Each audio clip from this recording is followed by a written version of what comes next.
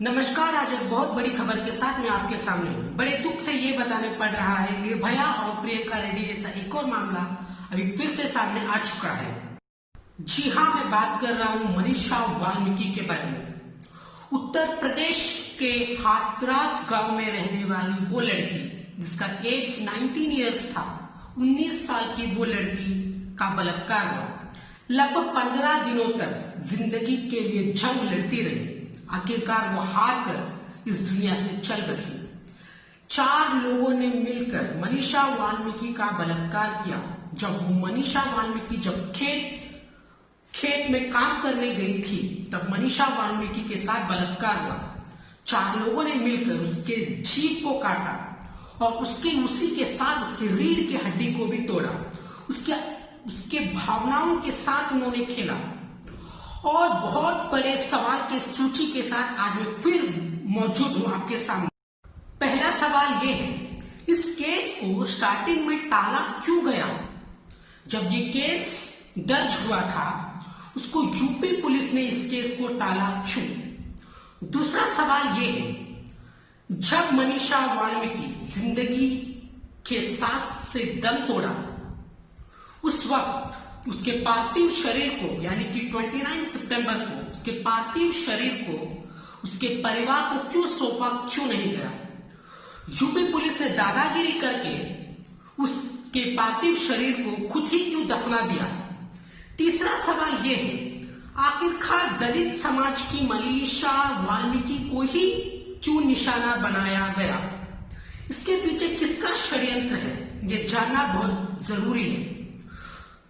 और उस राज्य के सरकार का चुप्पी रहना ये पूरे देश को संदेह करने के लिए ये मजबूर कर रहा है। जी हाँ, मैं डायरेक्ट मुद्दे पे आता हूं। मनीषा वाल्मीकि का जो रेप हुआ, उसमें बड़े ऊंचे कुल के व्यक्ति, यानी कि ऊंचे जात के व्यक्ति का जुड़ना अब सामने आया है। यानी कि 4 लोगों ने जिसने बलात्कार किया, वो बड़े ऊंचे जाति के व्यक्ति थे।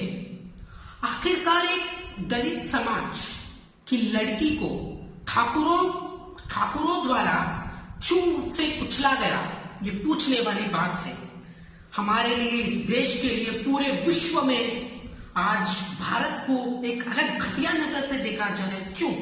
क्योंकि ये वही देश है जहां पे निर्भया जैसे एक मासूम लड़की पर भी बलात्कार हुआ। किसी के पेट के अंदर रॉड घुसेड़ा जाता है, किसी को जिंदा जलाया जाता है, और किसी का जीभ काट दिया जाता है और रीढ़ का हड्डी तोड़ दिया जाता है। आखिर कब तक ऐसा होगा? कब तक इस देश में ऐसा होता रहेगा? ये सवाल पूरा देश पूछने वाला है। और एक और बड़ी बात मैं आज आपको कह रहा हूं, अगर ये रेप होता है तो रेपिस्ट के दिल में ये दर्द क्यों नहीं होता? जाहिर सी बात है, रेपिस्ट ये जानता है कि हम 3-4 महीनों तक या 3-4 साल तक जेल में रहेंगे, उसके बाद हमारी रिहाई होगी, फिर हम कहीं और जाकर मुंह छिपा कर रहेंगे। उनके दिल में ये डर पैदा कब होगा? ये डर तभी पैदा होगा जब भारत का कानून में वो बदलाव आएगा। सऊदी अरब जैसे कंट्री में जो अभी कानून है, जब वो इस भारत जैसे देश में जब लागू होगा, तब वो डर वो हमेशा लोगों के दिलों में बरकरार रहेगा। अब पूरा देश ये दूसरा एनकाउंटर चाहता है। जिस तरीके से एनकाउंटर प्रियंका रेड्डी के केस में हुआ, ऐसा एनकाउंटर मनीषा वाल्मीकि के केस में भी पूरा भारत चाहता है। जी हाँ, मनीषा वाल्मीकि के साथ जो हुआ बहुत ही दुखमय चीज हुई। पूरा देश अब मनीषा वाल्मीकि के साथ है। जी हाँ, मैं बात कर रहा हूं उन तमाम चीजों के बारे में। पहली बात, जब आसिफा खातून के साथ भी कुछ ऐसा ही हुआ था, पर बड़े दुख की बात है, धारा 370 के कारण, आर्टिकल 370 के कारण इस केस पे ज्यादा इन्वेस्टिगेशन हुआ नहीं। अब उस केस को भी खुलना जरूरी है। अब बात आई है मनीषा वाल्मीकि के बारे में। अब मनीषा वाल्मीकि का केस अब ये कब सुलझेगा? अब उसे इंसाफ कब मिलेगी? अब मैं पूरे भारत के तमाम लोगों को एक ऐसा जंग छेड़ना होगा जिसका किसी ने अंदाजा किया तक नहीं होगा, जिसका अंदाजा किसी ने सोचा तक नहीं होगा। ऐसा जंग भारत के हर एक लोग ये करना चाहिए। दोस्तों, ये जंग कोई धर्म या जातिवाद का नहीं, ये धर्म, ये जंग एक इंसानियत का है। ये जंग उस नारी का है जिसपे ये बलात्कार होता है, उस नारी को जो कुछ गिरे हुए लोगों के पैरों में उसे कुचल दिया गया।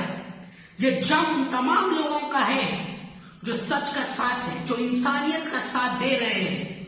उन सभी लोगों का ये जंग ये बरकरार रहना चाहिए। मेरा यही मानना है, मेरा यही रिक्वेस्ट है कि पूरे कश्मीर से लेकर कन्याकुमारी तक भारत के हर एक कोने कोने लोगों तक ये आक्रोश पैदा होना जरूरी है। आज फिर एक बार ये इतिहास फिर से दोहराना चाहिए। जब प्रियंका रेड्डी के मामले में जो ये सड़क के करंट कार्रवाई हुई, लगभग 2 हफ्तों में उनको एनकाउंटर किया गया। लेकिन भले ये फेक एनकाउंटर हो, रियल एनकाउंटर हो, ये जरूरी नहीं है। इस पर सवाल उठाना भी ये सही बात नहीं है। एनकाउंटर होना बहुत जरूरी है। इन 4 लोगों को जिन्होंने दलित समाज की एक लड़की को ही निशाना क्यों बनाया, इसके पीछे क्या षड्यंत्र है? इस सवाल का जवाब पूरा देश चाहता है। दोस्तों, ये रेप होता क्यों है, इसके बारे में मैं फिर से बताऊंगा। ये रेप इसलिए होता है क्योंकि इनके अंदर वो डर नहीं है। ये बात मैंने पहले ही जिक्र कर चुका हूं। अब वो डर पैदा होना चाहिए। इन लोगों को नंगा करके मारना चाहिए। Rapists don't have any religion, we should not show any mercy on them. Rapist को सिर्फ एक ही सजा होता है, वो मौत। आखिरकार इनको मौत की सजा कब होगी? फिर से अभी उत्तर प्रदेश के हाथरस गांव में आज हो क्या रहा है? उत्तर प्रदेश के हाथरस गांव अब पूरी तरीके से इंसाफ का जंग वो लड़ रहा है। मनीषा वाल्मीकि का आज इंसाफ का तरस वो खा रहा है। वो चाहती है कि मुझे इंसाफ मिले। जो मेरे साथ हुआ वो भारत की और बेटी के साथ ना हो। ऐसा कुछ कड़ी कार्रवाई होनी चाहिए, कठिन कार्रवाई उनके साथ होनी चाहिए। जिस किसी ने भी ये बलात्कार किया, उन हरामखोरों को केवल जेल में रख के खाना खिलाने से कुछ नहीं होगा।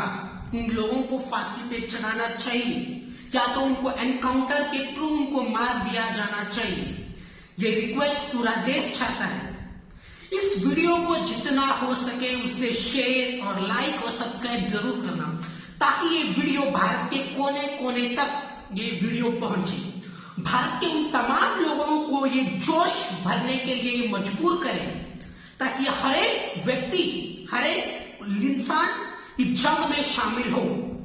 ये जंग सिर्फ ट्विटर के ट्वीट तक ही सीमित नहीं होनी चाहिए, फेसबुक के पोस्ट तक ही सीमित नहीं होनी चाहिए। जंग एक ऐसा जंग होना चाहिए, पूरा भारत का इतिहास इसे याद रख सके। एक ऐसा जंग, एक ऐसा जोश, एक ऐसा क्रांति आज इस देश में फिर से मचनी चाहिए। इसी के साथ आप मेरे साथ बने रहिए। मैं विशाल मयूर आपसे अलविदा लेता हूं। जय हिंद।